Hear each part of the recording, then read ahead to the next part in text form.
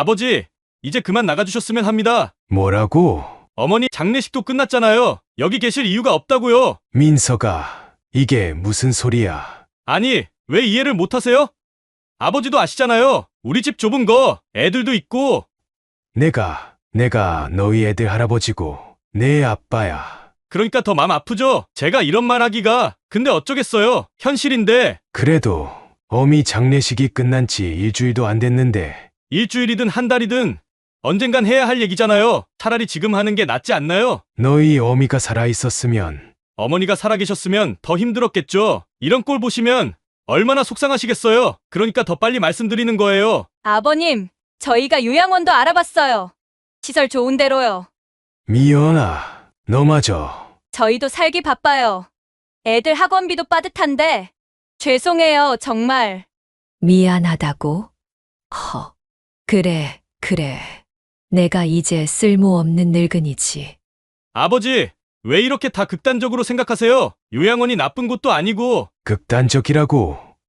내가 널 키울 때는 이렇게 극단적이지 않았는데, 침묵이 흐르고 김창식 씨의 마른 눈가에 눈물이 고였습니다. 창밖으로 보이는 아파트 풍경이 흐릿하게 일렁이고 있습니다. 얼마 전까지 자신의 집이었던 이곳에서 이제는 낯선 사람처럼 쫓겨나야 하는 처지가 돼버린 거죠. 짐은 제가 정리해드릴게요. 오늘 중으로 나가주세요. 김창식 씨는 아내와의 마지막 대화가 떠올랐습니다. 영의감, 나 먼저 가면 어쩌나. 걱정이야. 무슨 소리야? 당신이 왜 먼저 가? 내가 있잖아. 그래도 우리 민석이가 있으니까 마음이 놓여. 그래, 우리 아들이 있지. 하늘로 떠난 아내는 몰랐습니다. 그녀가 그토록 믿었던 아들이 아버지를 이렇게 내칠 거라고 말이죠. 김창식 씨의 하루는 새벽 4시에 시작됐습니다. 평생을 일찍 일어나는 습관이 몸에 배어 은퇴한 지금도 여전했죠. 아내가 위암 진단을 받고 난 뒤로는 더 일찍 일어났습니다. 영감, 죽 싫어. 오늘은 미음 좀. 알았어. 기다려봐. 금방 끓여올게. 미안해. 이렇게 누워만 있어서. 당신한테 미안하지. 내가 돈을 더 벌었어야 하는데. 3년이란 시간, 창식 씨는 병수발을 들며 단 한 번도 힘들다는 말을 하지 않았습니다. 아내의 마지막 순간까지 곁을 지켰죠. 아버지, 제가 어머니 병원비 절반은 내고 있잖아요. 그게 얼마나 힘든 줄 아세요? 집 대출금에, 애들 학원비에. 아들 민석은 그렇게 말했습니다. 부모의 병원비를 내는 것도 큰 부담이라고요. 하지만 정작 어머니, 병간호는 창식 씨의 몫이었습니다. 이번 주말에도 못 올라가요. 애들 학원 데려다 줘야 해서. 그래, 바쁘지. 어머니는 좀 어떠세요? 많이 힘들어 하시네. 너희 엄마가 너랑 애들 보고 싶어 하시는데. 다음에 시간 내볼게요. 그 다음에라는 말이 얼마나 허망한 것인지 창식 씨는 이제야 깨달았습니다. 매일 밤 아내의 고통 어린 신음소리를 들으며 뜬 눈으로 밤을 지새웠습니다. 그때마다 아내의 손을 잡아주는 것이 그가 할 수 있는 전부였죠. 영감, 옆집 할매는 손주들이랑 공원도 가고 좋더라. 당신도 나중에 손주들이랑 많이 놀아줘. 나야 뭐 이러고 있는데. 괜찮아질 거야. 이제 봄인데 날 좋아지면 같이 공원 가자. 허나 그 약속은 지키지 못했습니다. 손주들의 얼굴조차 제대로 보지 못했죠. 명절에 잠깐 보는 것이 전부였습니다. 할아버지네 가기 싫어요. 왜? 할아버지가 좋은 거 많이 사주시잖아. 할아버지 집에서 병원 냄새 나요. 싫어요. 초등학교 3학년, 1학년인 손주들의 작은 목소리가 가슴을 파고들었습니다. 병간호하느라 제대로 씻지도 못하고 빨래도 제때 하지 못했던 나날들. 그렇게 서서히 가족과의 거리는 멀어져 갔습니다. 아내가 남긴 통장에는 3천만 원이 있었습니다. 민석이 대학 등록금을 위해 퇴직금을 다 써버린 후 아내와 둘이서 모은 돈이었죠. 어머니 통장 비밀번호가 어떻게 되죠? 그건 왜?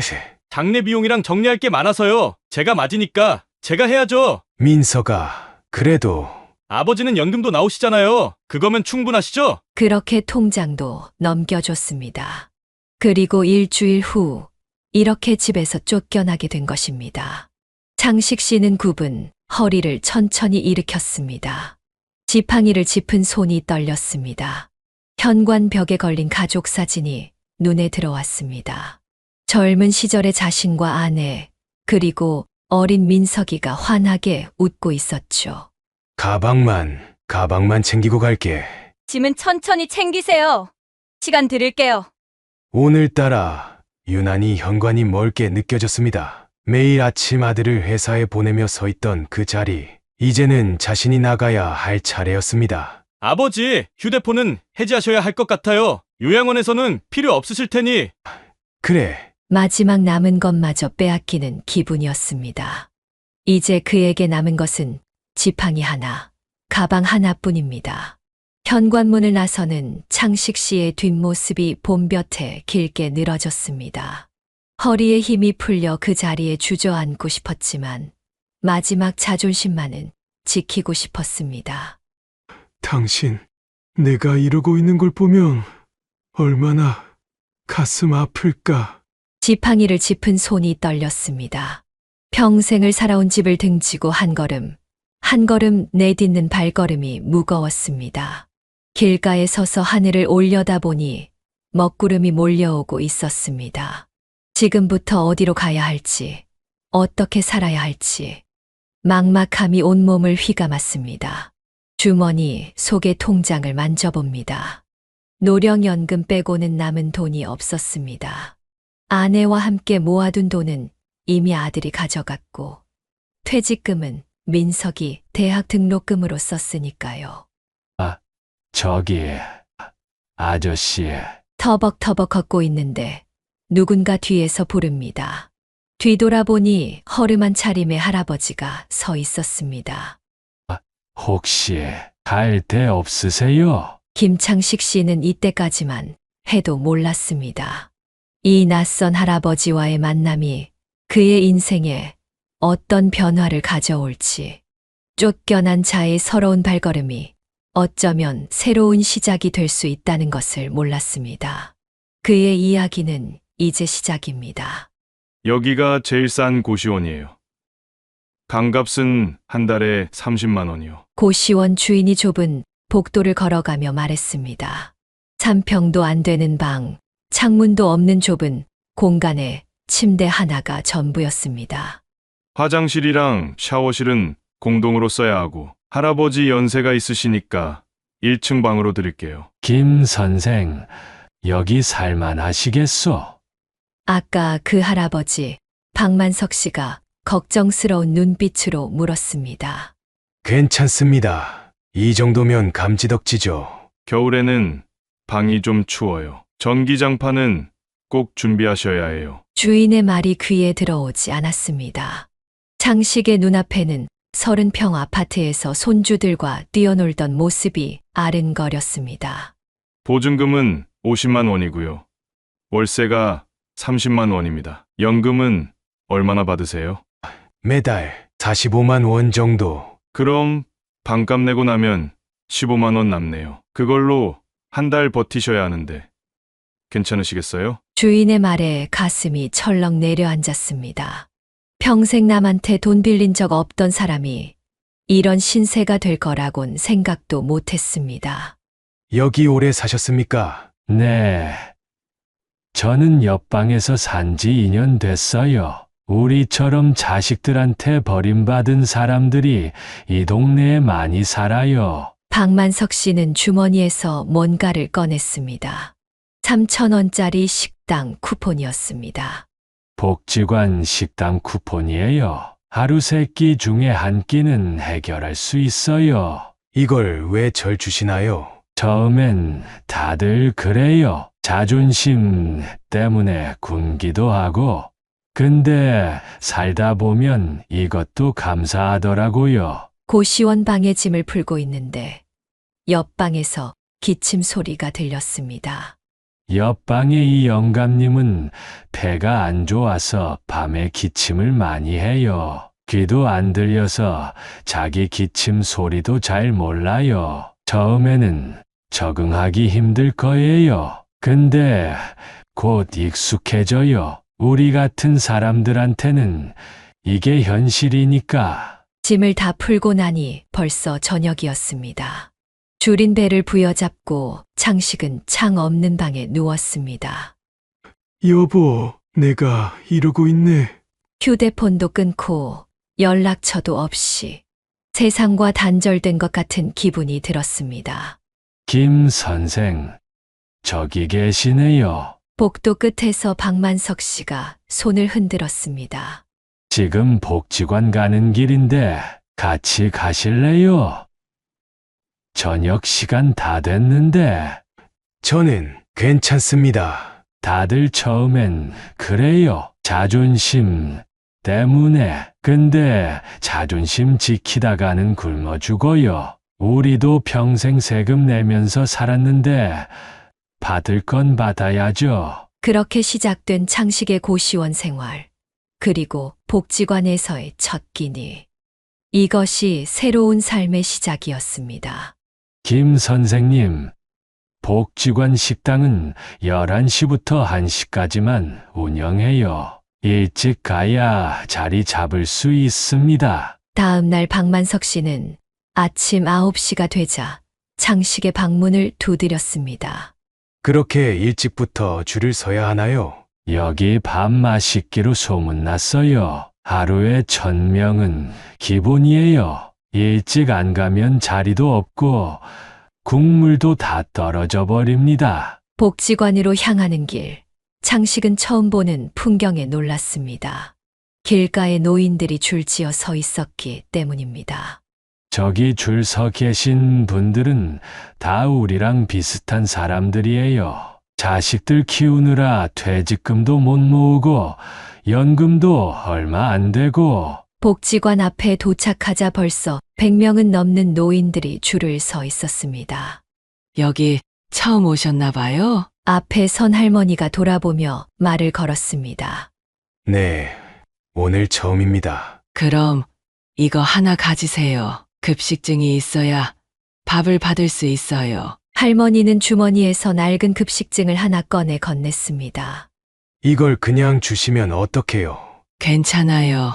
저는 이제 딸네 집에 가게 됐으니까요. 앞으로 잘 쓰세요. 할머니의 표정에서 창식은 무언가를 읽을 수 있었습니다.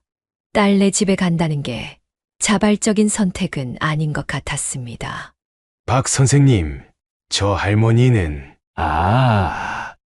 강할머니, 아들 둘에 딸 하나 두셨대요. 근데 아들들이 어머니 모시기 싫다고 하니까 딸이 할 수 없이 모시기로 한 거죠. 시골에 있는 딸네 집으로 가신대요. 그래도 자식이 있으니 다행이네요. 글쎄요, 시골 가면 이것도 못 먹어요. 복지관도 없고 병원도 멀고 자식 얼굴 보는 게 전부겠죠.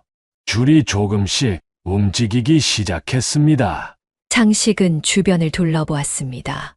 깔끔한 옷차림의 노인도 있었고 허름한 차림의 노인도 있었습니다. 하지만 다들 한결같이 지친 표정이었습니다.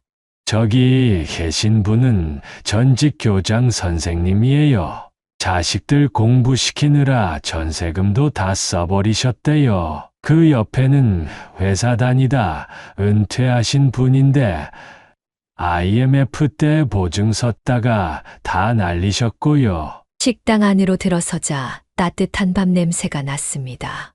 오늘 메뉴는 된장국에 고등어구이, 멸치볶음, 김치였습니다.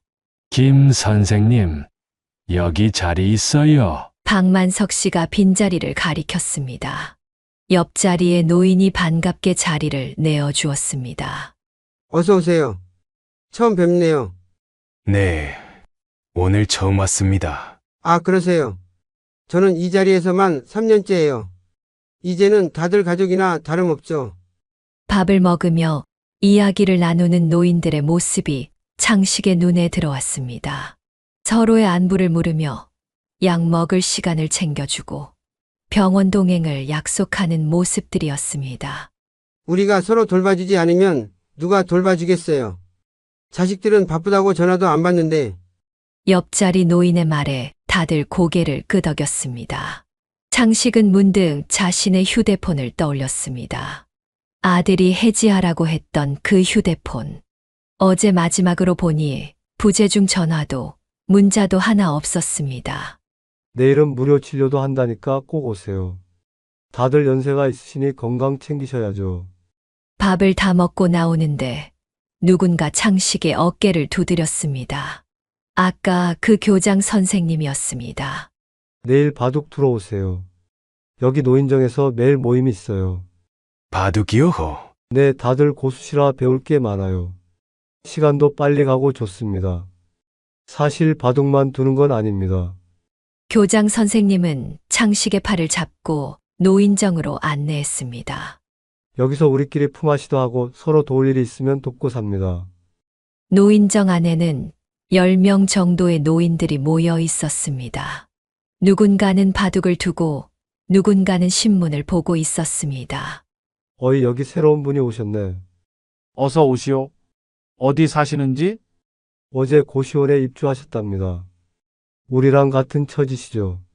노인들은 한 명씩 자신을 소개했습니다. 전직 회사원, 자영업자, 공무원. 다들 각자의 사연을 가지고 있었습니다. 저는 자식 셋을 모두 의사로 키웠습니다. 근데 요즘은 전화도 안 받아요. 바쁘다고. 저는 큰 아들이 빚을 져서 집까지 날렸어요. 그러고는 연락을 끊어버렸죠. 저는 치매 걸린 아내를 5년 동안 혼자 돌봤어요. 자식들은 구경도 안 왔죠. 창식은 이들의 이야기를 들으며 고개를 끄덕였습니다. 자신만 이런 처지가 아니었던 겁니다. 김 선생, 무슨 일 하셨어요? 저는 중소기업에서 평생 일했습니다. 아, 그러면 이런 거 잘 아시겠네요. 요즘 젊은 사람들이 부모 부양 안 하는 게 다 이유가 있어요. 우리 때는 자식 키우느라 노후 준비를 못 했잖아요. 맞아요.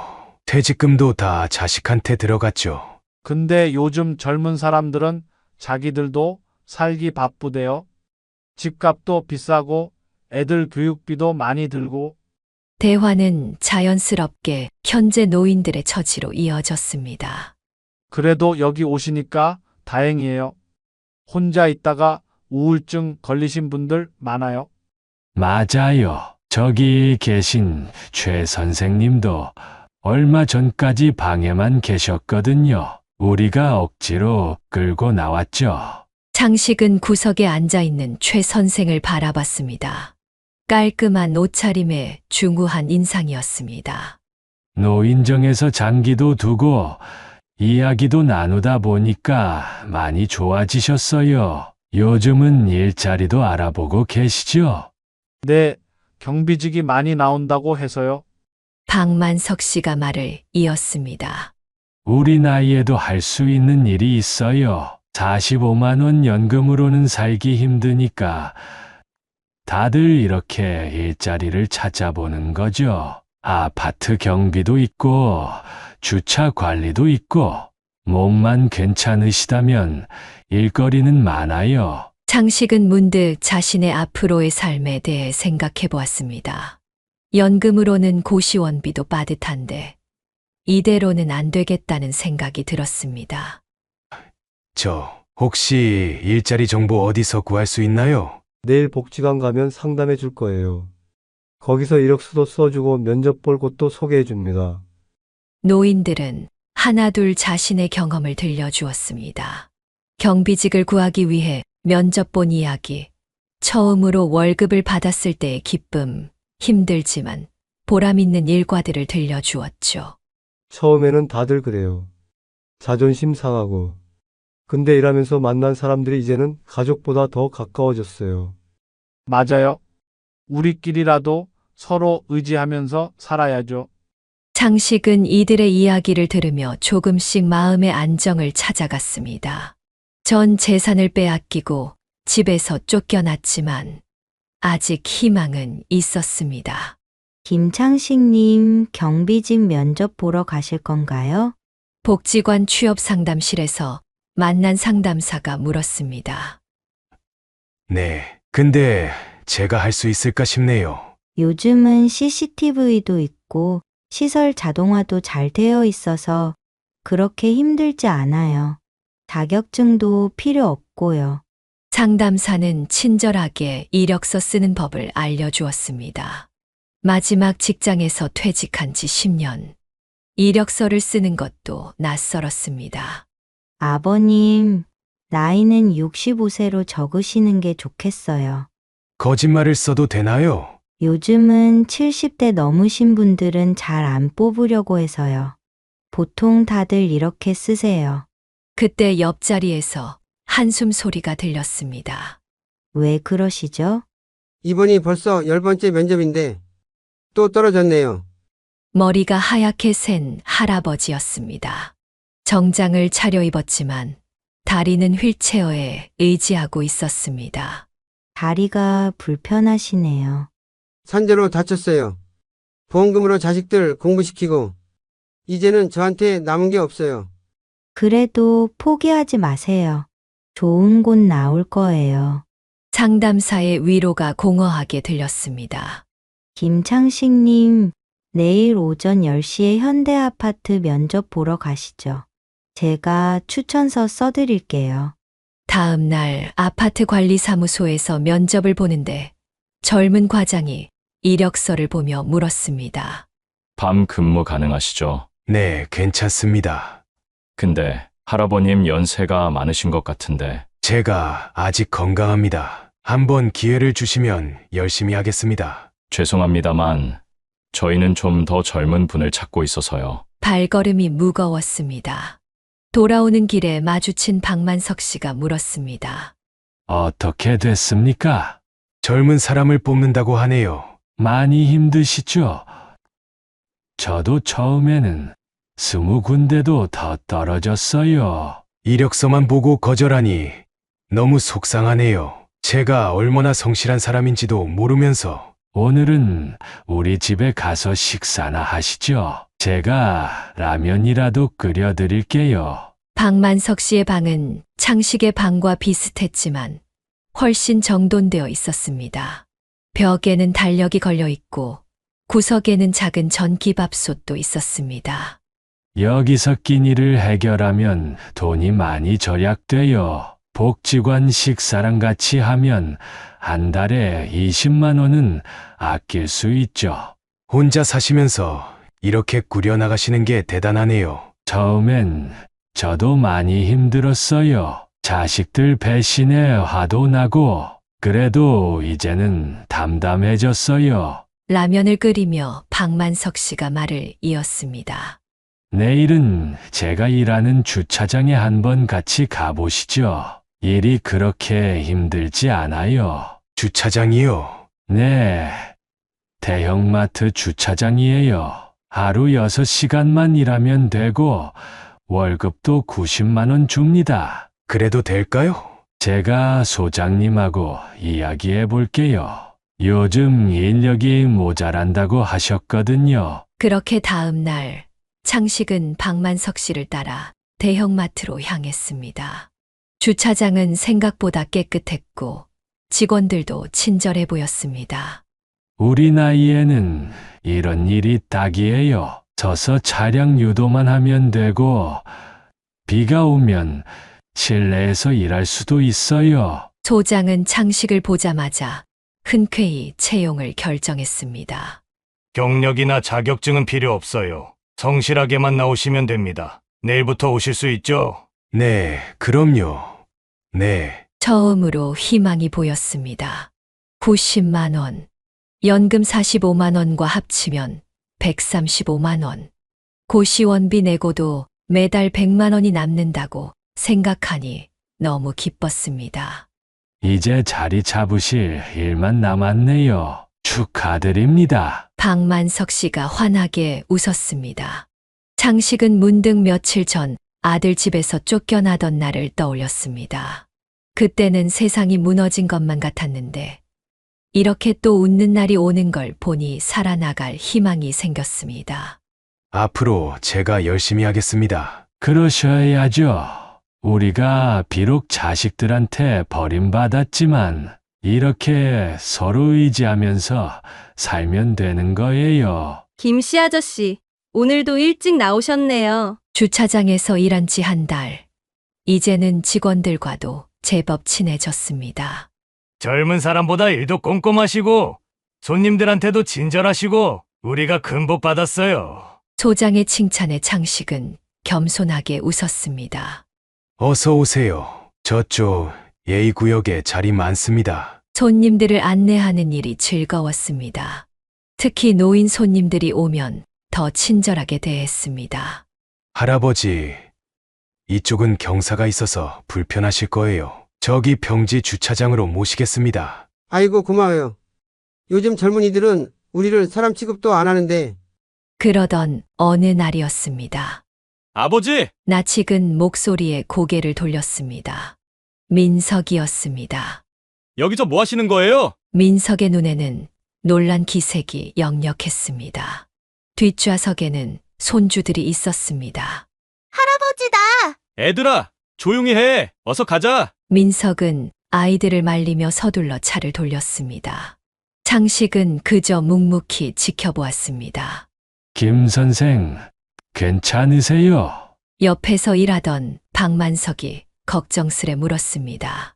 괜찮습니다. 이제는 담담해요. 그날 저녁 노인정에 모인 사람들은 창식의 이야기를 들으며 공감했습니다. 나도 그런 적 있어요. 백화점 안내 데스크에서 일할 때 딸을 마주쳤는데 모른 척 하더라고요. 자식들이 우리를 부끄러워하는 거지. 돈 많고 잘 사는 부모님이면 얼마나 자랑스러워했을까요? 그래도 우리는 떳떳해요. 정직하게 일하면서 사는 게 뭐가 부끄럽답니까? 최근에 취직한 최 선생이 말했습니다. 처음에는 청소부 일한다고 많이 망설였어요. 평생을 교단에 섰던 사람이라는 생각 때문에요. 근데 지금은 달라요. 내 힘으로 벌어서 사는 게 얼마나 떳떳한지 몰라요. 맞아요. 나도 처음엔 경비실에 앉아 있는 게 자존심 상했는데 이제는 달라요. 창식은 이들의 이야기를 들으며 생각했습니다. 자식들은 자신을 버렸지만 여기서 만난 이들은 오히려 더 진실된 가족이 되어 주었습니다. 요즘은 말이야, 월급 받으면 제일 먼저 적금부터 넣어요. 저도요. 몇 달 더 모으면 조금 더 나은 고시원으로 옮길 수 있을 것 같아요. 김 선생님도 적금 들어보세요. 우리 나이에도 꿈은 있어야지. 꿈이라. 창식은 생각해 봤습니다. 자신의 꿈은 무엇일까? 저는 말이에요. 작은 원룸이라도 얻고 싶어요. 창문 있는 방에서 햇빛도 보고. 좋은 생각이에요. 우리 모두 각자의 꿈을 위해 열심히 살아봅시다. 노인정을 나서는 길. 밤하늘의 별들이 유난히 반짝였습니다. 여보, 나 이제 잘 지내. 걱정하지 말고 거기에서 푹 쉬어. 혼잣말로 중얼거리며 걸어가는 창식의 발걸음이 가벼웠습니다. 내일도 새로운 하루가 시작될 것입니다. 이봐요. 큰일 났어요. 평소처럼 출근하려는데 박만석 씨가 급하게 뛰어왔습니다. 최 선생님이 쓰러지셨대요. 어제 야간 청소하시다가 병원에 도착하자 노인정 사람들이 이미 와 있었습니다. 혈압이 많이 높으시대요. 의사 선생님이 일은 당분간 못 하실 거라고 하네요. 큰일이네요. 최 선생님 혼자 사시는데. 월세는 어떡하지요? 병실 안의 최 선생은 평소의 의젓한 모습은 온데간데 없이 초췌해 보였습니다. 미안한 애들. 이렇게 폐를 끼치고. 무슨 말씀을 그리 하세요. 우리가 가족인데, 근데 월세가 걱정이네요. 병원비도 없는데. 창식이 앞으로 나섰습니다. 선생님, 걱정 마세요. 제가 도와드리겠습니다. 김 선생이 뭘?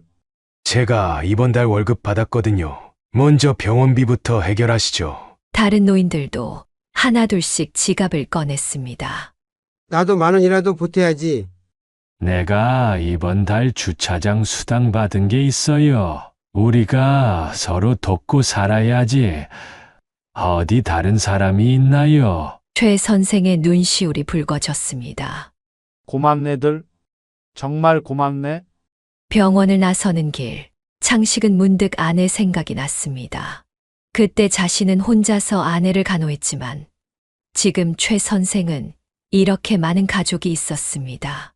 김 선생, 우리 당번을 정해서 최 선생님 병간호하는 게 어떨까요?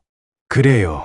나는 아침에 출근하기 전에 들를 수 있어요. 나는 점심시간에 가겠소. 다들 자신의 시간을 쪼개 최 선생의 병간호를 자처했습니다. 제가 최 선생님 청소하시던 건물 관리수장님하고 아는 사이거든요. 제가 한번 이야기해 볼게요. 뭘 이야기하게? 우리가 돌아가면서 최 선생님 일을 대신하는 거예요. 그러면 월급이라도 계속 나올 테니.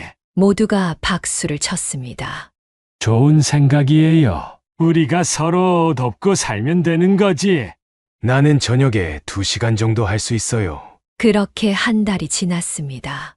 최 선생은 건강을 많이 회복했고 일자리도 지킬 수 있었습니다. 여러분, 정말 감사합니다. 평생 잊지 못할 거예요. 서로 돕고 사는 게 당연한 거예요. 앞으로도 우리 모두 힘을 합쳐 살아요. 그날 저녁 창식은 일기를 썼습니다. 여보, 오늘도 참 따뜻한 하루였어. 자식들은 우리를 버렸지만 이제는 새로운 가족이 생겼어. 서로 의지하고 돕는 이 사람들이 있어. 외롭지 않소. 아버지, 문득 고시원 밖에서 들리는 소리에 창식은 고개를 들었습니다. 민석이었습니다. 아버지, 죄송합니다. 그동안 가거라. 아버지, 한 번만 기회를. 난 이제 새로운 가족이 있다. 너희가 버린 그 아버지는 이미 없어. 민석의 얼굴이 창백해졌습니다. 창식은 담담하게 말을 이었습니다. 내가 필요할 때만 찾아오지 마라. 난 이제 혼자서도 잘 살 수 있다. 민석은 완고한 창식의 태도에 집으로 돌아갈 수밖에 없었습니다. 다음 날 창식은 어김없이 출근을 했습니다. 어르신, 주차장에서 일하시는 게 힘들지 않으세요? 대형 마트에서 장을 보던 젊은 주부가 창식에게 물었습니다. 아니요. 제가 할 수 있는 일을 하는 게 즐겁습니다. 근데 어르신, 자녀분들은 없으세요? 이런 일을 하시게 두다니. 자식이요. 있긴 한데 그 애는 바빠서요. 창식은 담담하게 대답했습니다. 이제는 그런 질문을 받아도 마음이 아프지 않았습니다. 저기요, 어르신, 이것 좀 받으세요. 그날 퇴근길, 그 주부가 도시락을 들고 찾아왔습니다. 이렇게 더운 날 고생하시는데 제 아버지 생각이 나서요. 이런 걸 왜 저한테? 저희 아버지도 작년에 돌아가셨어요. 살아계실 때 잘해드리지 못했는데 어르신 보니까 마음이 아파서요. 도시락을 받아들고 고시원으로 돌아오는 길, 창식은 생각에 잠겼습니다. 김 선생, 식사하러 오세요. 노인정에서 박만석이 불렀습니다. 오늘은 특별한 날이에요. 최 선생님이 완쾌하셔서 복귀하신 기념으로 제가 국밥을 사기로 했어요. 아이고, 이런 걸 왜 쓸데없이. 최 선생이 멋쩍어했습니다. 무슨 소리예요? 우리가 이렇게 서로 챙겨주는 맛에 사는 거지. 둘러앉아 국밥을 먹는데 문득 누군가 노인정 문을 열었습니다. 아버님 계신가요? 민석의 아내 미연이었습니다. 무슨 일이지? 저 애들이 할아버지를 너무 보고 싶어 해서요. 애들을 핑계 대지 마라. 내 마음이 바뀌면 그때 다시 오너라. 아버님, 정말 죄송해요. 그때 저희가 미안하다고 해서 될 일이 아니야. 난 이제 내 삶이 있다. 근데 아버님, 요즘 이렇게 사시는 게 너무 힘드시지 않으세요? 힘들어. 내가 뭐가 힘들어 보이나? 창식은 자리에서 일어났습니다. 나는 지금이 좋다. 내 힘으로 벌어서 살고, 진짜 가족 같은 친구들도 있고, 하지만 그래도 저희가 돈, 지위, 그런 게 다가 아니야. 이제야 알았다. 진정한 행복이 뭔지. 그때 최 선생이 앞으로 나섰습니다. 젊은 양반, 돌아가시지요. 우리 김 선생은 이제 혼자서도 잘 살 수 있습니다. 그래요. 우리가 있잖아요. 우리가 진짜 가족이에요. 노인정의 모든 사람들이 하나둘씩 창식의 편에 섰습니다. 아버님, 저희가 잘못했어요. 돌아오세요.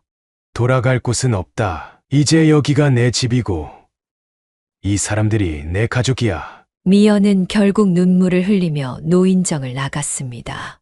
창식의 등 뒤로 따뜻한 손길이 닿았습니다. 김 선생, 우리 국밥 좀 더 먹읍시다. 그래요. 이제 식었을 텐데 새로 시켜요. 오늘은 내가 한 잔 더 살게요. 창식은 미소를 지었습니다. 자식들은 자신을 버렸지만 이곳에서 찾은 진짜 가족들. 그들과 함께라면 어떤 어려움도 이겨낼 수 있을 것 같았습니다. 김 선생, 큰일 났습니다. 아침 일찍 박만석이 고시원으로 찾아왔습니다. 고시원을 재개발한다네요. 2달 안에 나가래요. 갑자기 무슨... 관리인이 나눠준 통지서에는 분명히 적혀 있었습니다. 2개월 후 건물 철거 예정. 다들 어쩌나. 이 근처는 다 이만한 값에 들어올 데가 없는데. 노인정에 모인 사람들의 표정이 어두웠습니다. 대부분이 이 고시원에 살고 있었습니다. 월세 싼 고시원을 찾으려면 시외곽으로 나가야 할 텐데, 그럼 출근하기도 힘들고 일자리도 다 잃게 생겼네. 그때 최 선생이 입을 열었습니다. 제가 한 가지 생각이 있는데요. 말씀해 보세요. 우리 다 같이 한 집에 살면 어떨까요? 월세도 나눠내고 빌라 같은데 전세로 들어가서 방을 나눠 쓰는 거죠. 그게 가능할까요? 제가 알아보니까 좀 허름하긴 해도 3천만 원이면 3층짜리 빌라 한 채를 전세 들어갈 수 있더라고요. 3천만 원이요? 우리 6명이 각자 500만 원씩만 모으면. 방안이 조용해졌습니다. 500만 원. 결코 적은 돈은 아니었습니다. 저는 적금이 200만 원 정도 있습니다. 창식이 먼저 입을 열었습니다. 저도 150만 원 정도 모았어요. 저는 220만 원요. 하나둘씩 자신들이 모은 돈을 이야기했습니다. 아직 많이 부족하네요. 그때 문득 창식의 머릿속에 무언가가 스쳤습니다. 잠깐, 저기 건너편 상가에 빈 가게가 있던데. 네, 3년째 비어 있어요. 상가가 워낙 많으니 들어오는 사람이 없대요. 우리가 거기서 장사를 하면 어떨까요? 장사요? 네, 우리 나이대가 좋아하는 걸 팔면 좋을 것 같아요. 칼국수나 순대국밥 같은 거. 그런데 장사가 쉽지 않을 텐데요. 최 선생님은 음식 솜씨가 좋으시잖아요. 그리고 우리 모두 이것저것 해봤으니 그게 어렵지 않을 겁니다. 그럼 각자 일하면서 시간 될 때마다 가게도 도와주면 되겠네요. 이게 서로 돕고 사는 거죠. 어떻게든 시작해보죠. 다들 열심히 계산해보기 시작했습니다. 가게 보증금의 인테리어비, 주방 기구값까지. 힘들겠지만 해볼 만하지 않을까요? 그래. 우리가 뭐라고 못해. 젊은 사람들도 하는 걸. 가게 이름을 뭐로 할지 의논하다가 최 선생이 말했습니다. 우리 집은 어떨까요? 이곳이 우리 모두의 집이 될 테니. 그렇게 우리 집 프로젝트가 시작되었습니다. 각자 일하는 시간을 제외하고는 모두 가게 준비에 매달렸습니다. 이 나이에 또 새로운 시작이라니 마음이 이상하네요. 벅차다고 해야 하나. 이게 바로 진정한 복수 아니겠어요? 우리끼리 잘 사는 거. 우리 집 개업 한 달째 점심시간은 늘 바빴습니다. 이 동네 노인분들이 입소문을 내셨나 봐요. 가격도 싸고 맛도 좋다고. 최 선생의 음식 솜씨는 기대 이상이었습니다. 특히 순대국밥은 이제 이 지역의 명물이 되어가고 있었습니다. 여기 주방장님이 진짜 손맛이 좋으시네. 그러게요. 요즘 젊은 사람들이 하는 것보다 낫네요. 칭찬 소리가 들릴 때마다 최 선생은 수줍게 웃었습니다. 내가 평생 해온 게 밥하는 거밖에 없어서. 그날도 평소처럼 바쁜 점심시간이 지나고 있었습니다. 어서 오세. 창식의 목소리가 떨렸습니다. 민석과 미연이 아이들을 데리고 들어왔기 때문입니다. 아버지, 손님으로 오셨으면 자리에 앉으세요. 창식은 평소처럼 담담하게 주문을 받았습니다. 할아버지, 여기서 일하세요? 손주의 순수한 물음에 창식은 잠시 멈칫했습니다. 그래, 할아버지가 여기 사장님이야. 우와, 대단하다. 아이의 눈이 반짝였습니다. 우리 할아버지가 제일 잘하시는 거예요? 그럼 여기 모든 분들이 다 최고시지? 옆에서 일하던 박만석이 거들었습니다. 아버지, 저희가 너무 죄송해요. 민석이 고개를 숙였습니다. 이제 와서 뭘. 저희가 잘못했어요. 그동안 얼마나 고생하셨을지. 난 고생하지 않았다. 오히려 행복하다. 창식은 주변을 둘러보았습니다. 주방에서 음식을 하는 최 선생, 설거지를 하는 박만석, 홀을 서빙하는 다른 분들을 둘러보았습니다. 여기 있는 모든 분들이 내 진짜 가족이야. 서로 돕고 의지하면서 살고 있다. 아버지, 저희 집으로 돌아오세요. 이제 저희가 잘 모실게요. 모신다고? 난 모셔질 사람이 아니야. 내 힘으로 살 수 있는 사람이야. 그때 주방에서 최 선생이 나왔습니다. 손님들 주문하신 순대국밥 나왔습니다. 뜨거운 국밥이 테이블에 놓였습니다. 맛있게 드세요. 우리 가게 특선이에요. 민석은 묵묵히 숟가락을 들었습니다. 한 숟가락을 떠먹더니 그의 눈시울이 붉어졌습니다. 맛있네요. 그럼 여기 음식은 다 정성이 들어가 있으니까. 창식은 담담하게 말을 이었습니다. 난 이제 내 삶이 있다. 너희도 너희 삶이 있듯이. 아버지, 걱정하지 마라. 난 잘 살고 있으니까. 밥을 다 먹고 나가는 민석의 뒷모습을 보며 창식은 생각했습니다. 이제는 더 이상 미움도 원망도 없었습니다. 그저 담담한 마음뿐이었습니다. 김 선생, 기운 내세요. 우리가 있잖아요. 그래요. 우리가 진짜 가족이니까. 동료들이 그의 어깨를 두드렸습니다. 여기가 바로 그 유명한 우리 집인가요? 어느 날 양복을 차려입은 중년 남성이 가게를 찾았습니다. 네, 맞습니다만. 저는 구청 복지과장입니다. 실버 공동체 운영이 모범 사례라고 해서 찾아뵈었습니다. 그는 우리 집의 이야기를 듣고 싶다고 했습니다. 혹시 다른 지역 어르신들을 위한 프로그램으로 만들어보면 어떨까 해서요. 창식은 잠시 생각에 잠겼습니다. 우리가 특별한 일을 한 건 아닙니다. 그죠? 아니요. 아주 특별합니다. 버림받은 노인들이 모여서 이렇게 성공적으로 자립하신 경우는 처음 봅니다. 옆에서 듣고 있던 최 선생이 말했습니다. 사실 우리도 처음엔 막막했어요. 이 나이에 무슨 장사냐 싶었죠. 그래도 해냈잖아요. 우리끼리 의지하면서 살다 보니 이제는 진짜 가족이 됐어요. 서로 아프면 병원도 같이 가고 기쁜 일이 있으면 같이 기뻐하고. 복지과장은 계속 메모를 했습니다. 실례지만 한 달 수입은 어떻게 되시나요? 식당이랑 각자 일하는 거 합치면 한 분당 180만 원 정도. 대단하십니다. 보통 어르신들 월 소득이 50만 원도 안 되는 분들이 많은데. 그때 문득 밖에서 소란스러운 소리가 들렸습니다. 아버지! 민석이었습니다. 그의 손에는 신문이 들려 있었습니다. 아버지 이야기예요. 신문에도 났어요. 지역 신문에는 노인들의 자립 성공 사례, 우리 집이라는 제목의 기사가 실려 있었습니다. 아들이신가요? 복지과장이 물었습니다. 네, 제가 이분 아들입니다. 전에는 못난 아들이었지만 이제 와서 그런 얘기는 하지 말거라. 창식이 말을 잘랐습니다.